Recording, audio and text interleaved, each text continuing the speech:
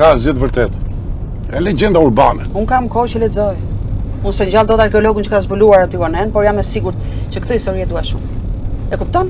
Një princeshe dhe një princ e periudhë që martohen me njëri tjetrin. Fantastike. Prava historia Antigonesë është kaq e varfër, nuk ka informacion fare. Prandaj pra duhet merrem, pikërisht për këtë arsye. Çfarë burri? Ngrej një qytet të tërë nga dashuria për një grua dhe i vë emrin e saj. Po, Selena.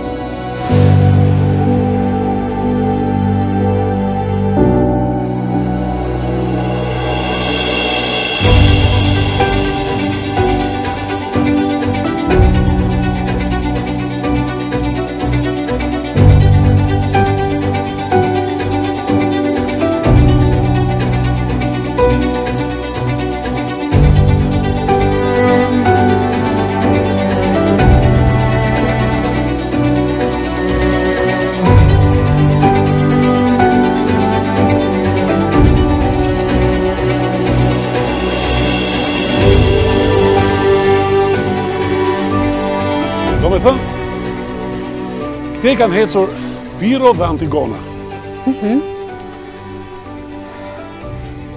Ky është Nimfeo.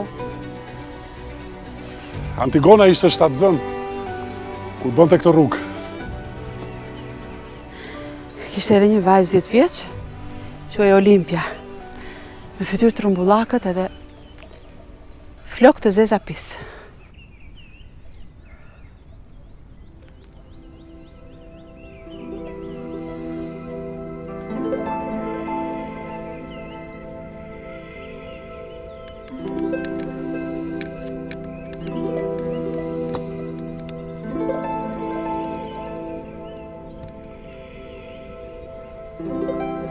Imzot, Antigon, përse duan ata gur?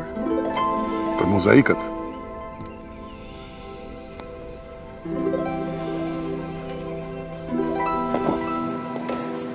Dymi vjetë për pas, Piro dhe bëmat e tij vazhdojnë të ngjallin interes. Njerëzit janë të interesuar, duan të dinë për këtë qytet që Piro i dhuroi së shoqës. E shikon? Antigona është aq e gjallë dhe e shëndetshme sa që mund të jetë një grua e cila mund të mbajë një fëmijë në bark. Të kisha dashur të jetoja në atë kohë.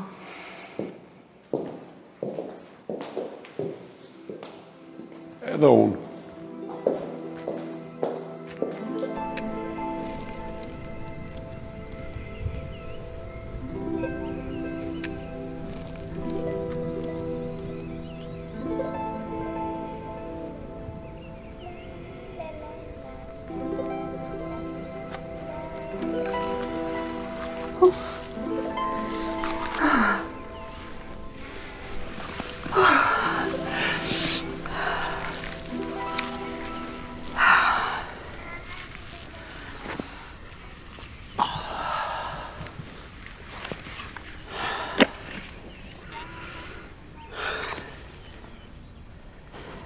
Pse më shikon kështu?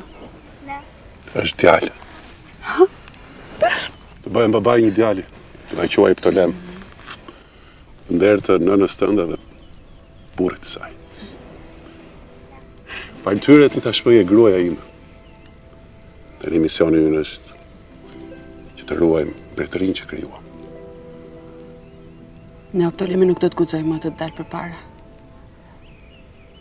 Mbretëria do të zgjerohet, do të mbushet me trashëgimtare. Siç e do zakoni. Siç e do zakoni.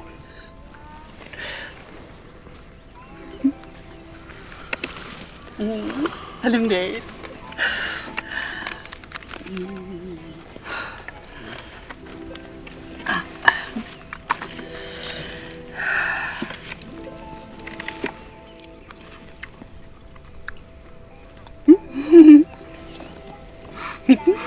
I pëlqeu më duket.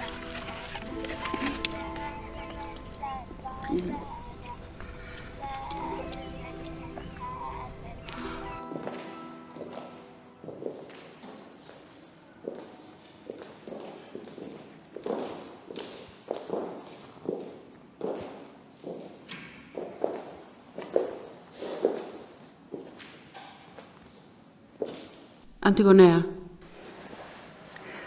thuhet që kjo është helmeta edhe bishti i kalit të Piros dhe kjo është dora e Piros me unazë. Si Piro, ashtu edhe Neoptolemi shkon në Pasano. Është një vend i shenjtë në tokën e Molozëve. Shkon atje që t'i bëjnë fli Zeusit. Atje shkëmbyen edhe betimet e rastit me Epirotët. Po, mbretërit u betuan që do të sundonin sipas ligjit, kurse njerëzit u betuan që do ta mbanin edhe do ta mbronin mbretërinë. Interesant.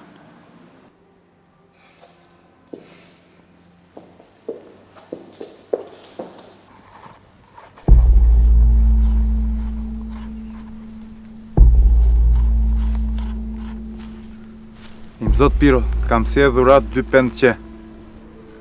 Falenderoj, Gelon.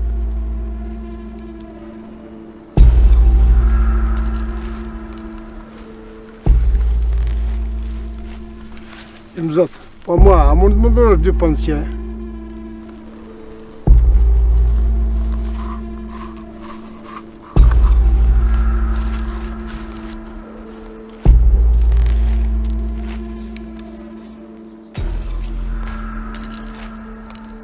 Mirë po, Piro nuk pranoi që t'ia dhuronte Mirtilit atë pendën e qeve.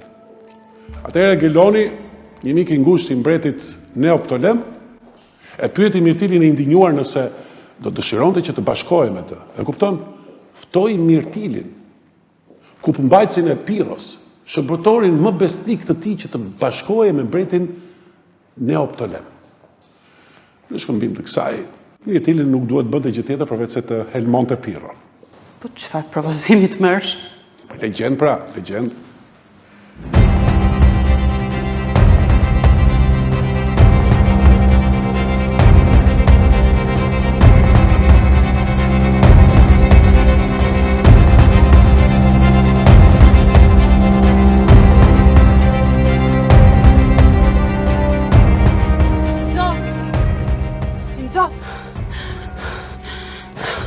Neoptolemi po përgatit një komplot kundër teje. Ai dëshiron të Të shoh. vdekur, e di. Asgjë nuk do të ndodhë. Jo derisa Neoptolemi të marrë vesh planin që kam unë për të. Nuk duhet të ndodhë asgjë as ty, as Olimpias, edhe as djalit që kam në park. Asgjë nuk do të ndodhë. As juve, as do një periodi. Ai që do të më hap varrin mua, do të kujdesem që të varroset përpara meje. Neoptolemi sot në mbrëmje do të vdes. Oh! Merë me vajzë. Lajmëro t'i këtë, lutem.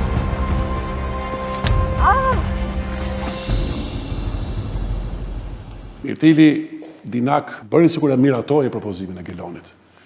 Por ndërkohë, fill mas kësaj, ai shkoi dhe informoi Piron. Po, vetëm se Piro i dha me vete krye kupëmbajtësin e vetë. Aleksikratin. Çfarë buri mançar? Strateg. Ai donte që të kishte me vete edhe një dëshmitar. Në këtë rast, edhe ne tashmë e dim historinë edhe mund ta tregojmë sot.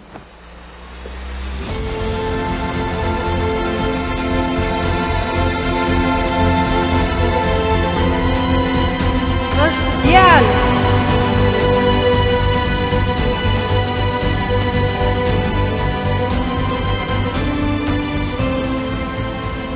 Fale, Zot. Trashëgimtarin tim, Tolem. Princ të Epirotëve.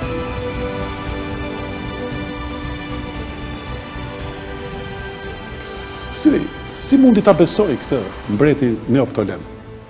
Si mundi t'i gënjej mendja që do të sundonte i vetëm të gjitha këto troje? Pastaj, shkon dhe flet lart e poshtë, ja tregon planet e tij së motrës, gruas së tij, duket pak naive. Më duket se i gjeta. E gjeta se çfarë të duket naive ty. Ty të duket naive vazhdimi i legjendës, ë? Fakti që i gjithë kjo ra në vesh të Panaretës, grua së bariut të Neoptolemit, e cila ishte në të njëjtën kohë edhe shoqe e Antigonës. Pikërisht këtu ne kemi një deus ex machina, zgjidhjen e së cilës e japin gratë. Edhe kjo ty të duket shumë naive, me siguri. Gratë kanë qenë shumë të rëndësishme në antikitet. Mos harojmë, për një Helen u doq një Greqi e tërë. Po pra? Unë nuk kam asgjë kundër grave. Megjithatë është pak naive. Fanareta, gruaja e një bariu, vë veshin mbas murit, përgjon Neoptolemin, mbretin, Pastaj ona që kërkësh mikesha e Antigonës, jeni pak të çuditshme juve gratë. Prandaj gratë duhen marrë seriozisht. Sigurisht që gratë duhet i marrim seriozisht.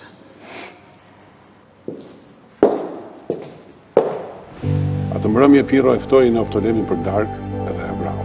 Këtë donën edhe pirotët. Për këtë arsye askush nuk u shqetësoi. Për Epirin korat po ndryshonin. Piro dhe shoqja e tij Antigona po hynin në histori. Ne të dyve s'na mbetet gjë tjetër përveç se ta tregojmë këtë histori.